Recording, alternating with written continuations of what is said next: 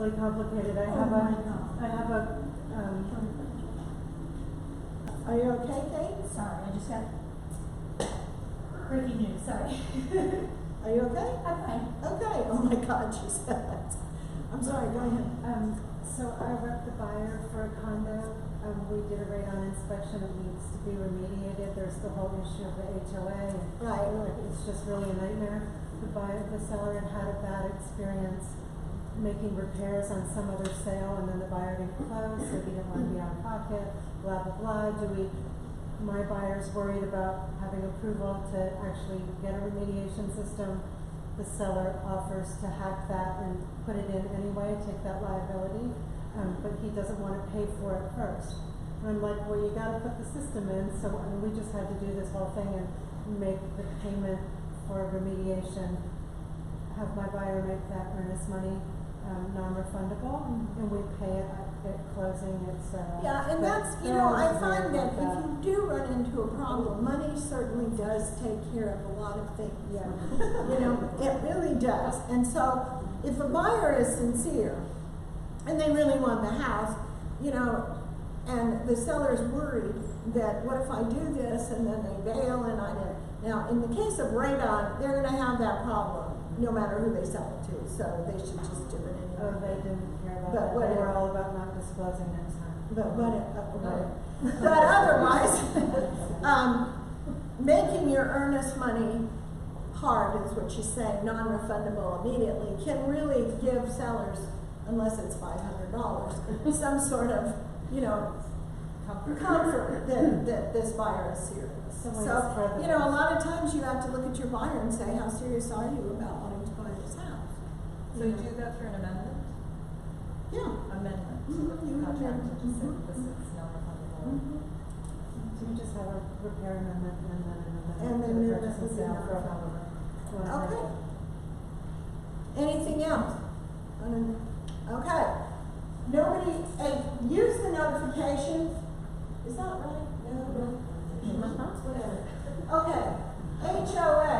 I'm going to deal with that by telling you, first of all, there's a very wonderful form called the RF 709. I did not print out the RF 709 is for purchasing homes or condos, especially with HOA. And it has a long checklist of items that you want or don't want, whatever you check, for the seller to provide to you, and it says within 10 days. Okay, so if you want to modify it, whatever, days or not, but at least look over that form. It'll tell you what to ask for. It'll say, do you want this? I mean, there's a whole page of checklists of things that you can look for to know if I want this, do I want them to provide that. And you know what? If I was a listing agent, and I was selling one of those, I would take that list to the seller and say, you know, if I were you, let's get these. Because it's going to be a lot easier, and the seller should have some somewhere, or should be able to get them because they are the actual owner. You wait until you get it. Now we got to fight with the homeowners. We got to pay, you know, exorbitant amounts the buyer does to get these stuff, right? Yes. Has it been updated since today is the first day that the condo rules have changed? Today is the first day. No, I would imagine it hasn't been updated. What changed today? Because I haven't heard. Condos now are allowed to, the whole 35% rule of condos has changed. You mean for occupancy? Yeah. For that patient. Or FHA fund. But that's not what this is for. Okay. But I hear, no, this form is just the documents you want from the homeowners documenting the financials, the rules and regulations, okay? Yes. And I assume if that's part of the purchase contract, the buyer requesting those, and the seller agrees, if there's any expense associated with getting that, it's on the seller. Well, no. Okay. And it depends. You would have to say that you wanted the seller to pay and get them, because in the contract the buyer is given, it's in the contract that the buyer pays for that. So again, you got amend your contract, you gotta amend.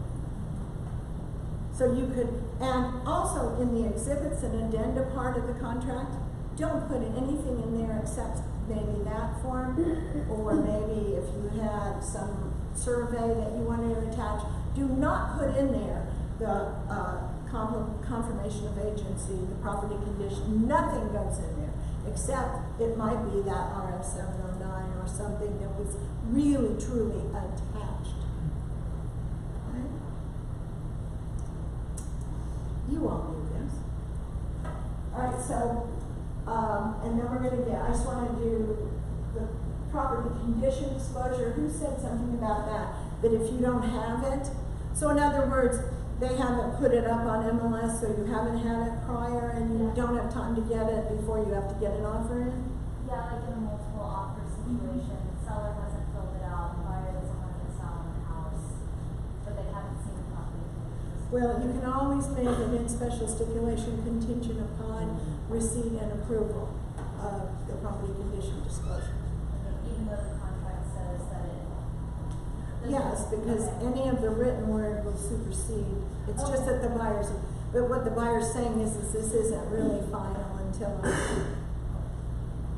it's not great in a multiple offer form, but it should have been up there. Okay? Alright, so now I want to go to the forms that I did send to you. So there's this really ugly one that really somebody, I don't know, me probably, should retype and reprint into some lovely format. That's this is that one. And then this is the official one that the Tennessee Real Estate Forms Committee has put out.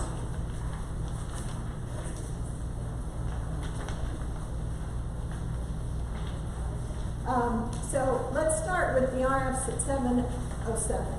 How many know about this one? Okay, this should become your very best friend. It is on transaction desk right at the front. You can get all of these paragraphs, you can copy and paste them right into special stipulations. And one of the things that would really help is if you knew what was in here. And then you would be, so there's 6 pages, and they are, each paragraph is dealing with a different contingency or request. So you all know about my story about contingencies and raising a daughter, a teenager, or being one, right? So when you told my daughter she couldn't go out, she would say, or what? And, you know, it was really tough. But what I realized from the therapist was that she was really identifying her consequences. So how many broke the law today? I am not the only one that broke the law today. Did you? Anybody speed today? How many? Okay, you broke the law. Isn't that the law? There's a sign about every whatever saying 70, well, I don't even know, I never saw one of those, 55 miles an hour. Okay? Do you abide by that? Maybe if I had a radar or something.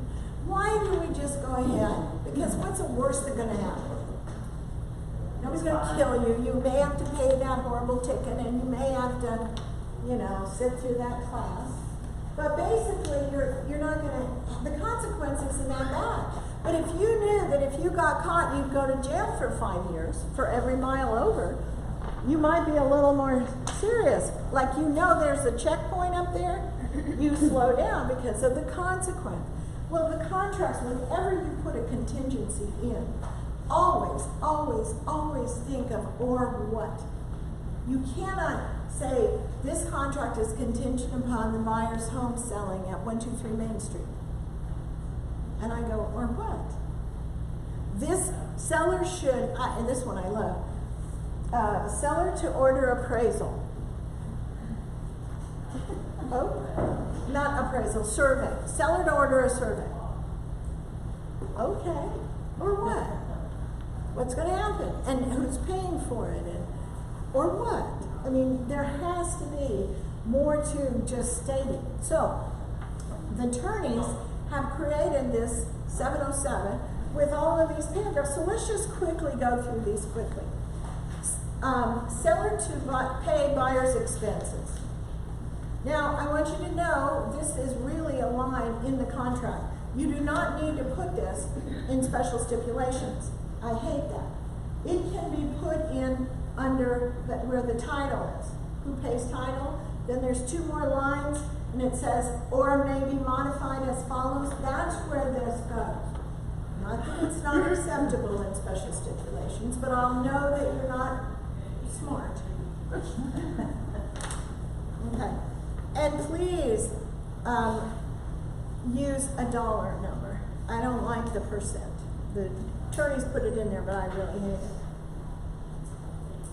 Okay, how about number 2? Buyer's first right of refusal addendum, right to continue to market.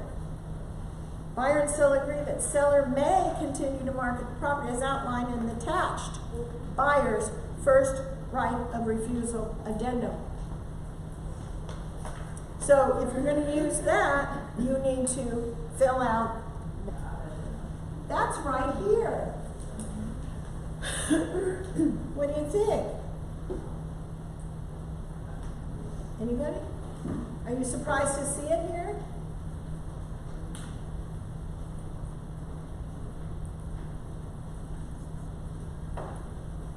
Okay? Also, don't put that on the proposal or the amendment, the repair amendment in lieu of repairs. Don't do that. Because now you've alerted the lender that this, so you don't put it there. If you're going to do it on an amendment to the contract with how much money you're going to get in closing costs or whatever's going to happen. Yes? So if you're doing some repairs, you're also reducing the price of what you would do just the repairs on the repair commitment and then just that separate. And then here's another one. If you had a lien issue, the parties are aware that there is a blank assessment within the property described in the amount of, and said assessment of lien shall be paid by. That doesn't come up very much. Let's look at contingencies. Anybody had somebody throwing a fit over square footage? Now, there's nothing in the contract or an MLS that guarantees square footage. Nothing. So if you've got a buyer that's a real stinker, you know, if it's not got what it says, then this is what you would put in here, this paragraph. This agreement is contingent upon the actual square footage being no less than. And then it says, here's the or what, should the appraised square footage be less, then buyer may terminate this agreement and all earnest money shall be refunded. And seller agrees to reimburse buyer for any and all out-of-pocket expenses incurred by the buyer, including but not limited to the appraisal and inspection costs. Now that's cool. That's really nailing it. That's a clause that really protects your buyer. How about number 28? This is what should all be written if you're going to put a home sale contingency piece in there. Okay, anybody read that over and tell me if you think these are good. And if you get an offer and it's got some lame things, this is great to put in a counter to clarify, like they didn't clarify it. You might agree to it, but you want to counter it to make sure it's really clear. All right? How about approval of others? You ever had somebody look at a property and say, I want the approval of my parents, or it's contingent upon that? That's a great one. How about this one? Seller's right to find suitable housing. You ever had a listing where the seller wants to make sure that they have a house before they go ahead and accept one? I don't know that that's really a good idea, but sometimes sellers are really afraid. This is another great wording. Always has a rate on it. I'm going to tell you this is going to become a big deal in January. there is, and if you want, I have wonderful brochures, for the radon guy that we are writing, he and I, a CE course for radon that we will introduce in January. But we've changed the form, get a home inspection. Now it requires a checkbox. Do you want radon? So it is trying to remind you to remember it, because it is, we're in the zone 1 across the country here in Tennessee, especially this part. So you want to make sure. Am I late? Oh, I am. It's 11:33. Does everybody need to leave in an hour? Okay. All right. So just make note that radon needs to be addressed more and more. Alternate appraisal language. You know what the appraisal says, but maybe you want to, it says this agreement is contingent upon blank having property appraised no later than, and to pay for the appraisal. In the appraisal is not timely made, this contingency, the property must appraise for at least the amount set forth. Now that's all in there. Buyer may at his option honor before terminate this agreement with written notice to seller shall be refunded. I don't see much difference in that than what's in the contract, but whatever. Bankruptcy pending, let's hope we don't have that. How about a court permission to sell?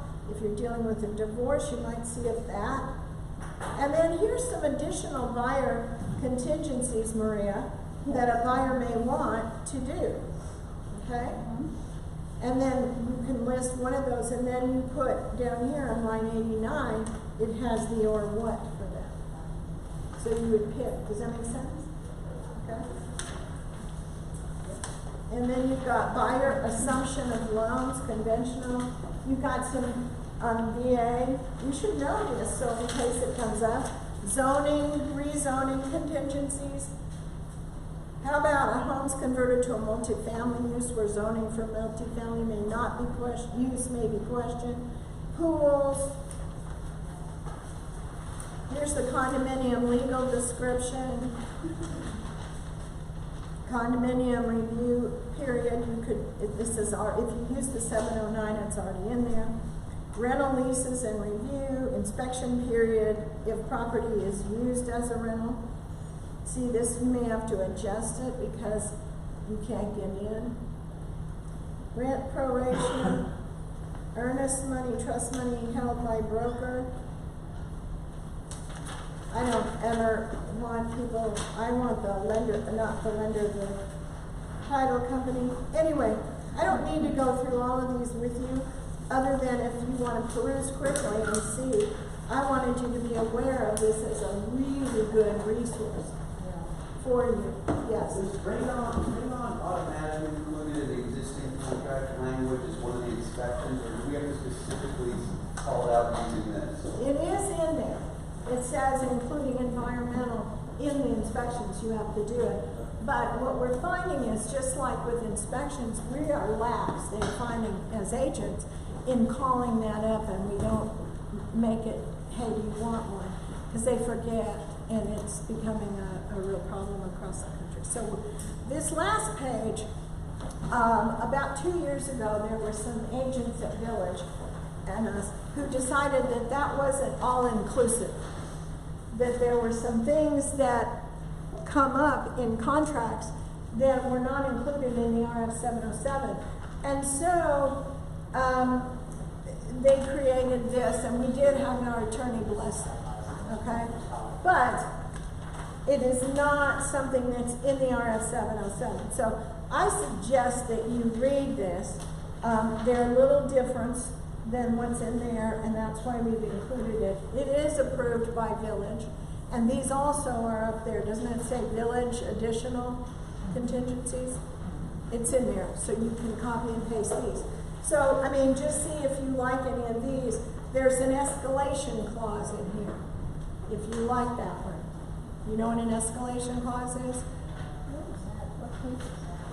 It's in these pictures, the ones that are on It's number 9 on the. Number 9. Additional. The Tennessee Forms Committee and the attorneys for Tennessee do not like it, escalation clauses, so they refuse to allow us to have one. in the RF 707. So here's one, buyer hereby agrees to pay blank over the highest documented and signed offer received by the seller for the property as long as the purchase price does not exceed blank.